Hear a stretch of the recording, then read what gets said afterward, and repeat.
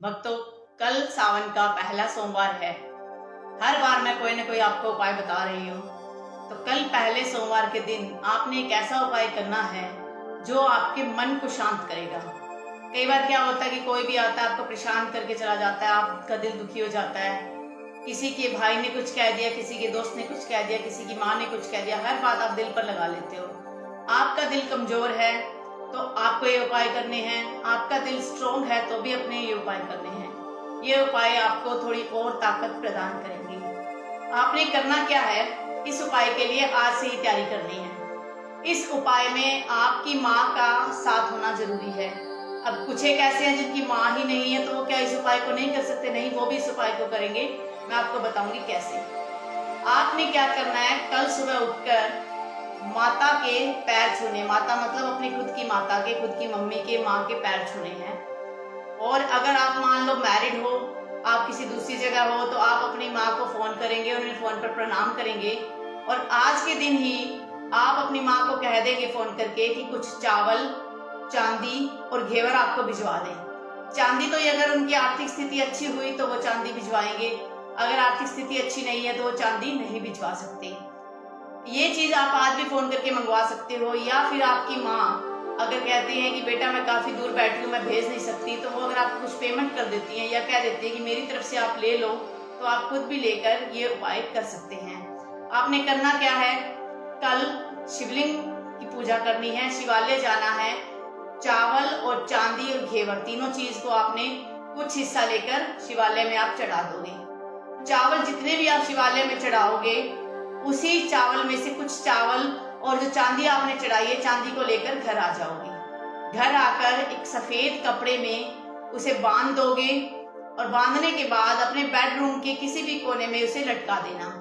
यदि बेडरूम में नहीं लटका रहे हो तो आप किसी तिजोरी में रख सकते हो, अपने पर्स में रख सकते हो। अगर आप ये सोचते हो कि जी चावल तो गीले हो गए, उनको लेके आए कैसे, उसको बांधे, तो गीले चावल भी आप लेकर आओगे, चाहे गीले हो चाहे सूखे हो, जो आपने अर्पण किए वो चावल आप लेकर आओगे, पोटली में बांधकर लटका दोगे। और अगले सावन तक इस पोटली को ऐसे ही लटके रहने देना है। इसमें किसी प्रकार की छेड़खानी नहीं करनी, इसे उतारना नहीं, अगले सावन में ही आप इसे उतारोगे।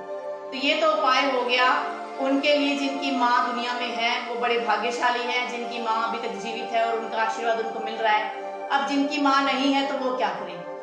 वो कुछ भी नहीं, वो खुद बाजार से जाकर 7 मुट्ठी चावल लेकर आएंगे। 7 मुट्ठी चावल तो नहीं मिलेंगे, आप 1 किलो चावल लेके आ सकते हैं और घेवर ला सकते हैं। चांदी का सिक्का या चांदी की कोई वस्तु अगर आपकी गुंजाइश है तो आप मार्केट से जाकर आज ले आइए।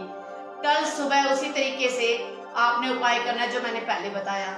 कल आपने करना क्या, 7 मुट्ठी चावल लेकर जाओगे, साथ में घेवर और चांदी भी लेके जाओगे। चांदी और कुछ चावल आप वापस ले आओगे, घेवर वहीं चढ़ा रहने देना है।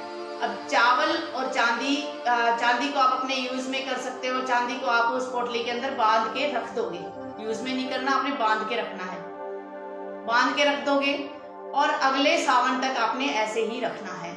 तो ये उपाय अगर आपकी माता है तो आपके लिए बहुत ज्यादा उत्तम फल देगा। अगर माता नहीं भी है, दुनिया में ही नहीं है, तो उनके आशीर्वाद से उनका नाम लेकर ये उपाय कर सकते हो। इसके साथ साथ एक जनरल उपाय भी आप कर सकते हो। कल यदि आपको किसी को बच्चा नहीं हो रहा है तो आप क्या करोगे, कनक, गेहूं जो है वो भगवान शिव पर अर्पित करोगे। किसी का कर्जा नहीं उतर रहा है तो वो क्या कर सकते हैं, गुड़ का पानी भगवान शिव पर चढ़ा देंगे।